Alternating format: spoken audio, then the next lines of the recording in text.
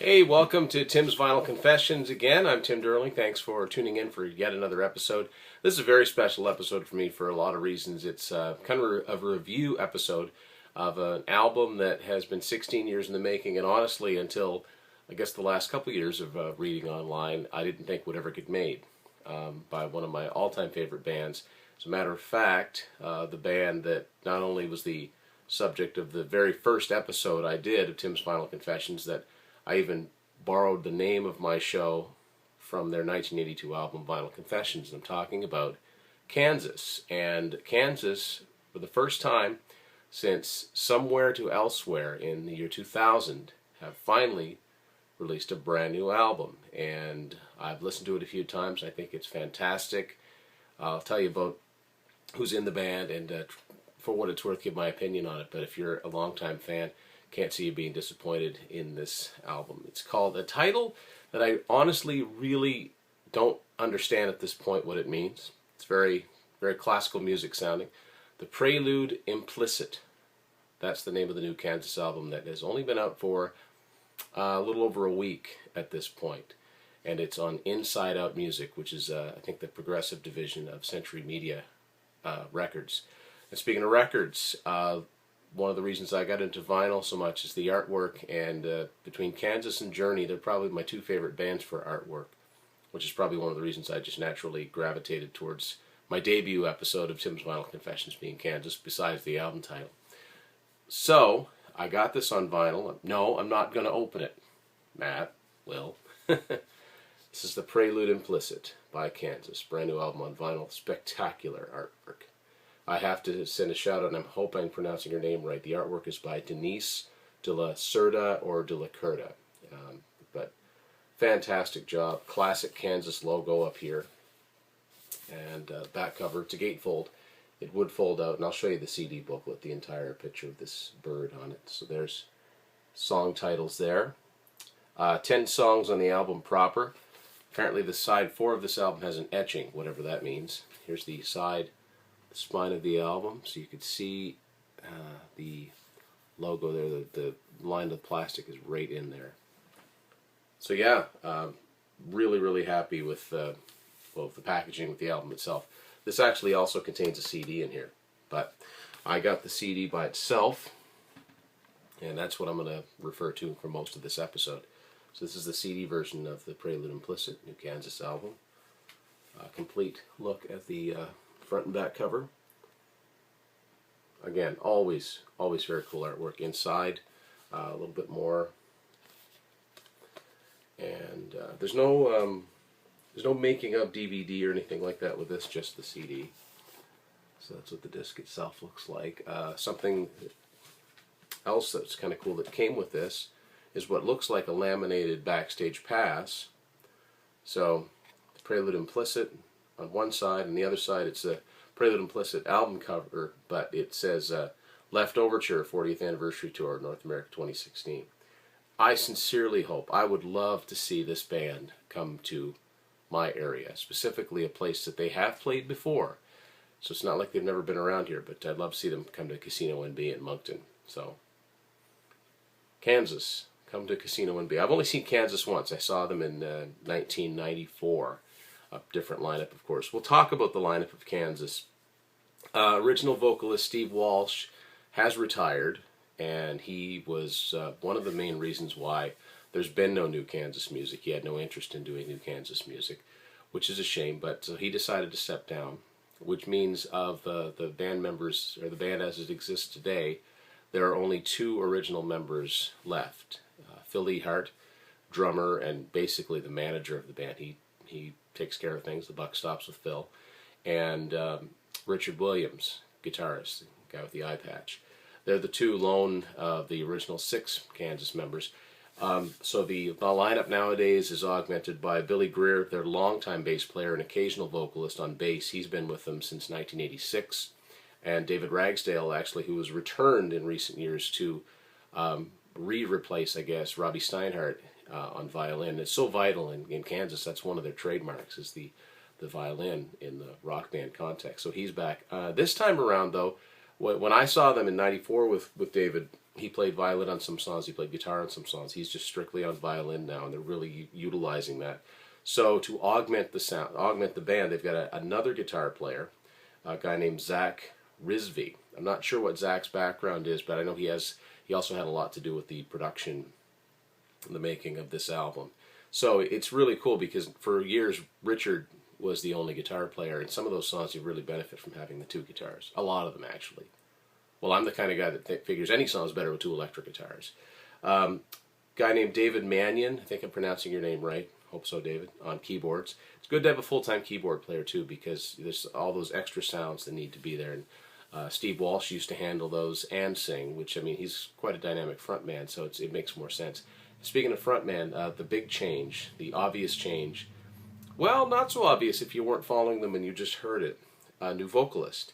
Now, this is not the first time that Steve Walsh has left Kansas, obviously. He left in the early 80s, and John Elephant came in for a couple albums, including Vinyl Confessions, and he sounded enough like Walsh that they carried on and they made some great music with him. So this will be the third lead singer of Kansas, a guy named Ronnie Platt, who sang in several other bands. Shooting Star comes to mind. I think he was in a progressive band. Unless I'm mixing him up with someone else, I think he was in a band called Glass Hammer. Now, he doesn't sound exactly like Steve Walsh, nor does he sound like John Elephant, but he sounds enough. He's got the high tenor range, and it's clear if you've ever seen clips of Ronnie singing the old the Kansas classics that he can handle this stuff, and it's really got me excited about the prospect of seeing them live, and I really hope they come to this area. So as far as the brand new music is concerned, let's get into it. But first, I did forget to tell you something about this backstage pass. I distracted myself talking about how much I'd like to see them come to this area. In the small print, this pass does not award entrance to any Kansas show. I suppose they had to put that on there. This is just more of just something cool to include with it, but this is not an actual laminate. Unless security wasn't paying attention. Just kidding. So I've kind of made some notes on the songs, and each of the songs in this album. There was, of course, this day and age in the internet, there's always previews released, and the first song, and I'm going to guess the first single, called With This Heart, was available to listen to for at least a month, and I made a point of not. I wanted to hear the new Kansas album in its entirety without having heard anything beforehand. Now, I kind of try to do that rule with myself, but I usually end up breaking it. For instance, the new Metallica, I had to hear the two new songs, and that's going to be another episode of Tim's Final Confessions. With This Heart, highly melodic song. I could see why that was the one that they chose to have people embrace, maybe the new sound, the new album. It's up-tempo, but it's got the off-time signatures, typical of Kansas, and Ronnie Platt sounds fantastic on the track. Immediately, you're like, okay, they didn't go and get a guy that had no range. They didn't get somebody that sounded so completely different. They realize how important it is. Much like bands like Journey and Foreigner. You've got a sound, and if the original guy can't or won't, you got to get a guy that can and deliver in that classic range. So it's a great start to the album. The next song is one of 3 songs on this album that have numbers in the title. Visibility Zero. This is a little more rocking, classic Kansas chord and time changes. I reviewed Whitesnake's The Purple album, where David Coverdale re-recorded songs he did with Deep Purple, and the version they do on there of the song Gypsy, the intro guitar, reminds me a little bit of this, but of course it's definitely Kansas, and David Ragsdale's violins front and center interplaying with the guitar, and you really missed that on the albums that Kansas did. I mean, I love Drastic Measures and Power and In the Spirit of Things, but with no violin on there, they just sound like a great rock band. They don't, you have to listen a little harder to find out what the Kansas elements of it.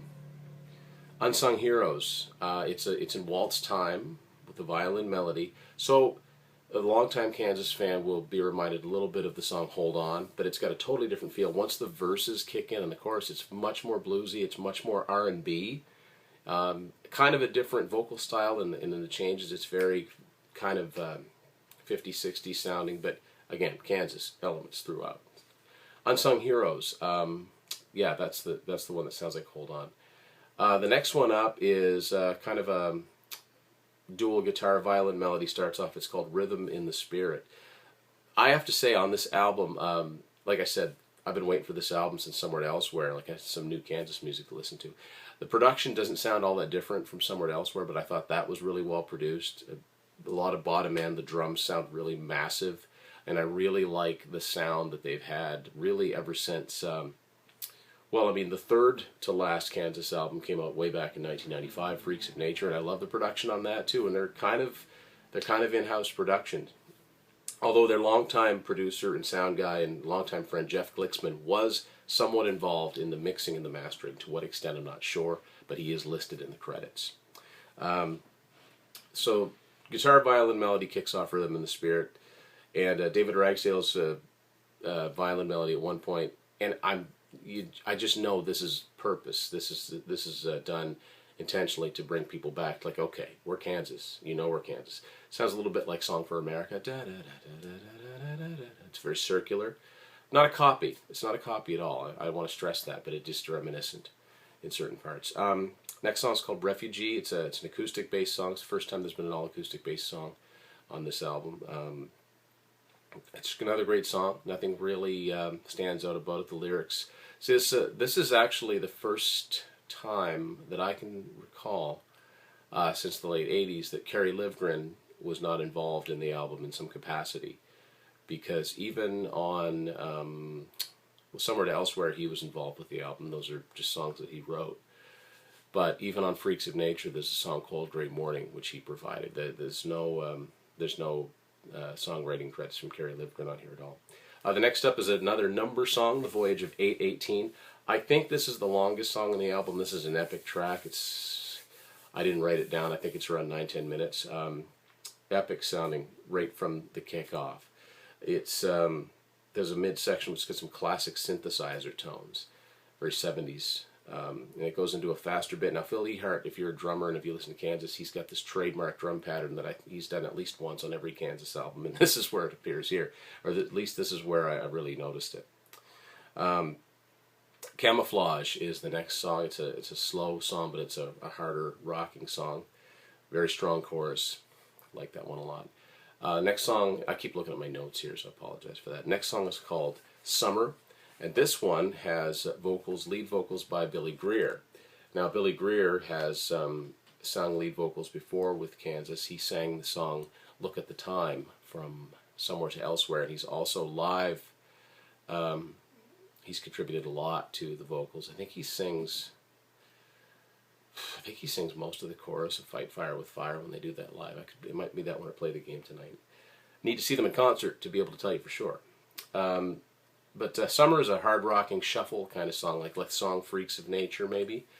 There's really fancy guitar and drum interplay in the midsection. It's almost like a slowed-down version. If you're familiar with the Power album and the song Silhouettes in the Skies, very much like that. You got to be on your game, and these guys are definitely on their game. It's 7-member Kansas, so the sound is just completely full. And the violin adds so much to that because I'm talking about the Power album, which is one of my favorites, but just to get off track a little bit, David Ragsdale's audition, I think, for the touring band, he took the Power album, he added violin parts to show them what it would sound like. So the next one is Crowded Isolation. There's parts in this song, I mean, it's all Kansas, it's definitely Kansas, but there's a couple parts that struck me as sounding like other songs from other bands. The moody acoustic guitar intro kind of reminds me of a band that's covered Kansas before, Dream Theater. It kind of sounds like their song Peruvian Skies. And if you're a fan of the Van Hagar era, Van Halen, you know you have one too. The song AFU, Naturally Wired, if you think of how that drum beat is, it's very unique. That's the pattern that Phil Ehart uses. I'm sure it was a coincidence, but he does it throughout the song pretty much. And the album proper, in other words, the last new song, and the last song that's on the vinyl version is an instrumental. It's the only one on the album. Section 60, yes, another number. There is a story behind it. I'll let you read the credits to find out about that, but it has to do with people that have died in the military serving their country. And, of course, behind that there's an appropriate sort of a marching drum extra as it fades out. So, kind of as a bonus, there are 2 extra songs on the CD. And they're both traditional songs. In other words, they're both very, very old songs. And I laughed when I saw the title of the first one, Home on the Range. Yes, that song. where the deer and the antelope play. There's a Kansas version of that now. Now, if I had never heard never heard that song sung to me from the time I was a young kid, it's just one of those traditional songs that's been around forever. They take it and they make a Kansas song out of it. It's amazing. They add like violin parts and different chord changes in it, but I can't listen to Home on the Range without picturing Bugs Bunny singing with the banjo. So I do appreciate what they did with it, though. If I can listen to it without cracking a smile, and maybe that's the point. They want us to crack a smile. If you recall at the end, if you're a big Kansas fan and you had Somewhere Elsewhere, which I would still recommend, there's an uncredited song in there called "I Want to Live in a Geodesic Dome," which is kind of funny too. And the second traditional song, I'm familiar with the title, but not the song itself. It's called "Oh Shenandoah," not the country band, and it's an instrumental.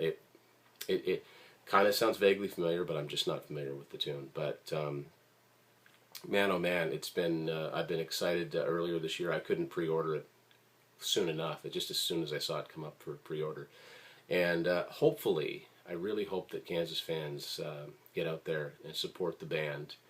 Buy the album. Tell other people about the album. I mean, they had that Miracles Out of Nowhere documentary last year, which I actually did an episode dedicated to. They're out there touring. I mean, Carry On Wayward Son has become a song that's just taken on a life of its own. They're out touring Left Overture, which that album came from, and they'll be playing some of this one too. It would be really cool to see them, gain maybe a couple rungs up on the ladder, because they certainly deserve it. It's a strong album. You can appreciate the work that's gone into it, and well done. KansasBand.com. Kansas Band is usually how you find them, whether it's their website or whether it's Facebook, Twitter, or Instagram. And if you're not near a local music store that would stock it, I mean, certainly Amazon. Just hit them up online. If you're an iTunes person, I think it's on there as well. So one more time, we'll show you this amazing artwork here. The Prelude Implicit. Finally, brand new album to talk about from Kansas. Thank you for watching this edition of Tim's Vinyl Confessions.